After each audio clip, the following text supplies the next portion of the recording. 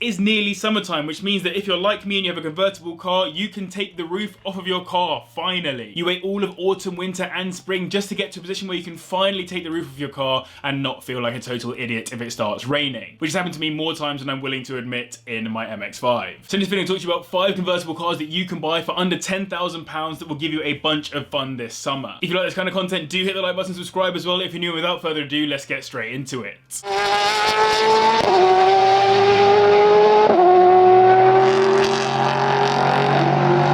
Let's kick off with the 3rd generation Mazda MX-5, the 3rd and iconic lineage of cars which I didn't really understand myself until I bought one. This generation offers, in my opinion, the best of both worlds. Typical MX-5 simplicity in the formula, but with some modern features and creature comforts like the hardtop convertible roof and very good overall looks if you buy a more recent facelift. It comes with a 2-litre inline-4 engine which uses just 157 brake horsepower, taking it to 60 in 7.6 seconds, but if you've watched any of my videos on the Mazda, you'll know it's all about how it handles and how it makes you feel when driving it. Now obviously I have a 1st generation, I've spoken a lot about the 3rd gen before, so rather than go on about the car, let me give you my genuine opinion on the MX-5. I have driven some very cool cars, from supercars to hot hatches to fast estates and the likes, but I haven't yet found a car which is as fun to drive as my MX-5, and it's one of the main reasons why I still haven't bought anything else. Yes, I love the Alpha 4C, but if I'm honest, in terms of genuine driving pleasure, it isn't as fun to drive as my MX-5. And if you can get a car that offers you that same level of pure joy for under £10,000, why wouldn't you? Speaking of money, early examples start at around £2,000, with £10,000 easily getting you a lovely example with low mileage. And to make life even better, reliability on these is very solid. On older examples, do watch out for typical Japanese rust though. They are perfect platforms for modifications as well, so if you're that way inclined, just like I am, this is well worth a punt, as you've seen probably that I've done mine up to be a track car with relatively little money. Onto another Japanese car now in 4th, the Nissan 350Z Convertible, which isn't as popular as its coupe version. For this reason, prices have been kept down as these start at around the 5k mark, while 10k will get you a 2007 model with around 70,000 miles on the clock. For that kind of money, you're getting yourself a nice sounding 3.5 litre V6 engine which makes 295 brake horsepower in base spec,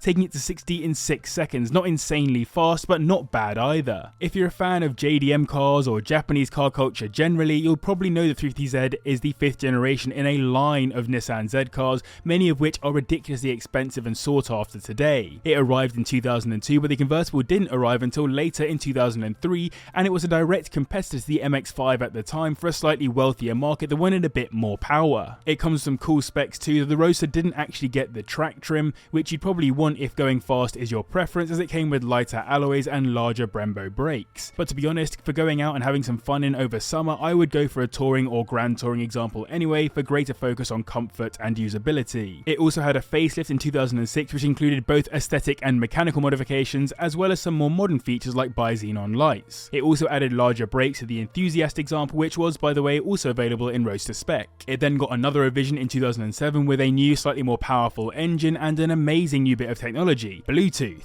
Crazy to think that it was 2007 when this car got Bluetooth. Synchro wear, timing chain guide and tensioners, fuel dampers, and a couple of other issues can hit earlier examples up to 2006, and high oil consumption and clicking drive shafts are known across all 350Z facelifts. The E93 BMW is honestly one of my favourite looking modern BMWs, particularly in M3 spec. Unfortunately, the E93 M3 is outside of our price range, but the next best thing isn't. The 335i, with its 3-litre twin turbocharged inline-6 engine which makes 301 brake horsepower, taking it to 60 in 5.6 seconds. Pretty insane. It comes with a hardtop convertible roof which has a slightly sharper profile than the coupe, and in my opinion actually looks a bit better, even though I am also a fan of the E92. Interestingly, both the E92 and E93 were designed by Mark Michael Markevka, while the saloon and estate had a different designer. Though Mr. Markevka is now the head of design strategy for BMW, I think given how stunning these two were, he should have penned a few more cars in before getting a more senior position in his career. When I was at uni, all I wanted was an E93 335i, and though I'm glad I didn't get one from a reliability perspective, I would still have loved to have owned one. I mention reliability by the way, as they are renowned for turbo failures,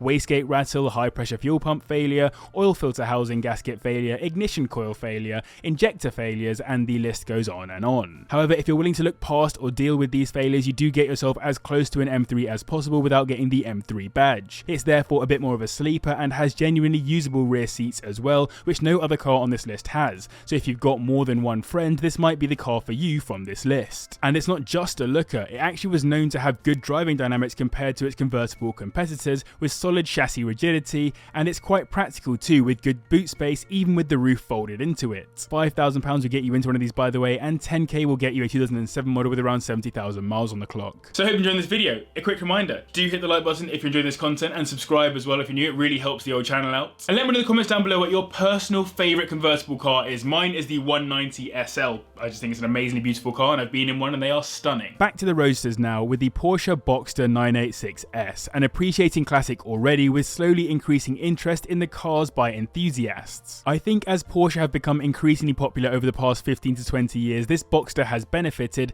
as you have to remember that on release, though it was popular among the markets that it was aimed at, Porsche purists in many cases did turn their noses up at it. Unfortunately for the purists, if they'd had their way, which is basically a Porsche that only builds 911s, the brand would have died out a long time ago, and it was cars like this, the Cayenne, the Panamera, and even these days the Macan, which have helped to give the company the platform of success that enables the amazing 911s we all know and love. For that reason, while yes, the Boxster has benefited from Porsche's growing popularity, it also helped to provide that popularity and deserves its ever-increasing status as a classic. In S-Spec, it comes with a 3.2 litre flat-six engine which produces 260 brake horsepower, taking it from 0 to 60 in 5.5 seconds, pretty reasonable for a car released in 1999. As I alluded to, the Boxster arrived in 1996 to open the brand up to a cheaper end of the market, taking a lot of design inspiration from the 996 generation 911 to give people a flavour of 911 ownership for a fraction of the price. This was a shift away from previous cheaper Porsches like the 968, which it replaced. The S then arrived in 1999 and it got a facelift in 2002, which was pretty minor, but you can clearly see the difference in the headlights, which are one of the more controversial design features on the car anyway, but have now become a key differentiator for these cars. They start at around £5,000 today, with 10k nabbing you a 2004 model with 80k on it. Engine failures were known in the early days, but it's a relatively small number, and those that have done more miles today are less likely to have had problems, as it was typically pre 50,000 miles. IMS bearing replacement with a stronger model is quite popular on these as well to keep your wallets happier. Taking the top spot, we have the only all-wheel drive car on the list, the Audi TTS, which arrived in the second generation of the TT. It comes with a 2 litre turbocharged inline-4 engine which makes 268 brake horsepower, taking it to 60 in 5.3 seconds. The TTS is the middle ground between the more aggressive TTRS and the standard TTs. It's effectively an uprated TT with a slightly more interesting body kit, an uprated engine, lower suspension with Audi magnetic ride, larger brakes, and even a lap timer in the instrument cluster to remind you that the car is supposed to be a little bit more punchy. I find it interesting having that as a feature though, as the TTS isn't really a track car by any means, and if I was going to build a track TT, I'd probably just get a standard one with the right engine and choose everything else myself, but I don't know, you might disagree. That's not to take away from it being a cool car though, I would just think of it as a nice performance daily driver. I also think that in TTS spec it actually looks better as a convertible than as a coupe. The car just makes a lot of sense to me. I would basically either go for a TTRS coupe or a TTS convertible for the different purposes of each of those two cars. And you might have watched my quite sad recent video which talks about the fact that the TT has come to the end of its life and won't carry on beyond 2023. It's a real shame, as it's the ideal Audi sports car for the masses, and appreciation really makes them well worth it after a couple of years on the market.